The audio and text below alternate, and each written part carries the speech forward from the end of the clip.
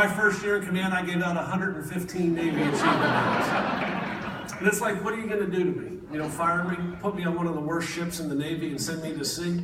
I'm already there. I wanted to tear down this tree that had sprung up on our ship.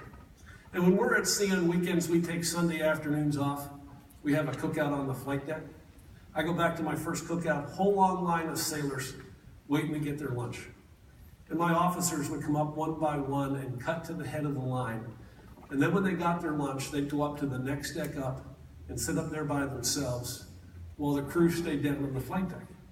My officers weren't bad people. That's the way the Navy's done it for 239 years. Officers have head of the line privileges. The neat thing about working for the Secretary of Defense, I got to accompany him around the world. And whenever I saw a best practice in action, I would write it down and say, I'm taking this with me to the ship. One day we're having lunch at a Marine Corps base, and I noticed all the officers going to the end of the line.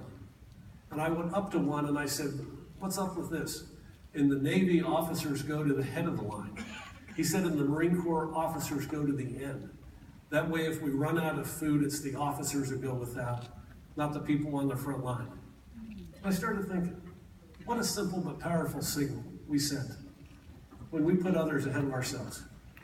So instead of cutting to the head of the line, I go to the end of the line.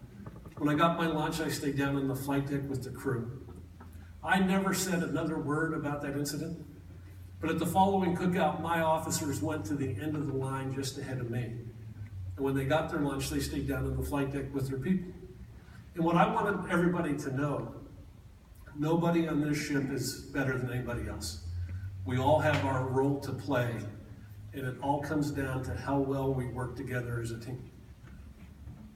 We were to deploy to the Middle East 2 months after I took command, and I had to create a sense of urgency right off the bat that we're going to stop tolerating mediocrity on this ship. Problem was, I didn't know how to do it. I'd never seen it done before. I'm not sleeping well at night. What drove me at this point, I knew I was never going to get promoted again.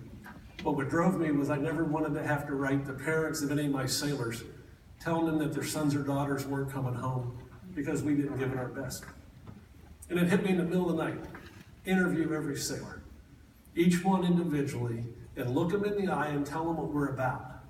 We're about being the best. We are not playing to come in number 2. And you know what? It's not about me, it's about all of us working together as a team. So that's what I did. I interviewed every sailor and gave them that message. It's okay to challenge the way we do business.